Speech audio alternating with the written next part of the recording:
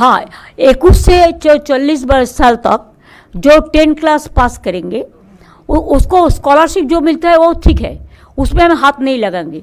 लेकिन उसको 5 साल तक हम 1,500 रुपया करके मंथली देंगे। जैसे वो लोग नौकरी का भी ढूंढने का कोशिश करें, हम भी कोशिश करेंगे उसको साथ, उनको भी हम जुबो साथी का बना के उसको 5 साल तक हम 1 रुपया देंगे। ये न्यू स्कीम है, नया स्कीम है। इसमें भी आपको about 30 lakhs people will be here, 30 lakhs youth will be motivated and generated. বেকার বানিয়েছেন হচ্ছে মমতা বন্দ্যোপাধ্যায়।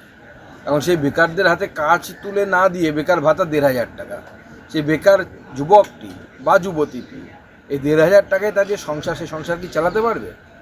আমরা এই মে মাসে আমাদের সরকার তৈরি হবে, তারপর আমরা বেকার যুবক যুবতীদের হাতে কর্মসংস্থানের ব্যবস্থা করব এবং তার সাথে এই যে বেকার ভাতা দেওয়া হচ্ছে, আমরা বলেছি, যেহেতু কথা দিয়েছি যে তৃণমূল যা ঘোষণা করবে তার থেকে আমরা বেশি দেবো এবং আমাদের সংকল্পপত্রে সেটা ঘোষণাও থাকবে, লিখিতভাবে আমরা মানুষকে জানাবো, আমরা তার থেকে বেশিই দেব।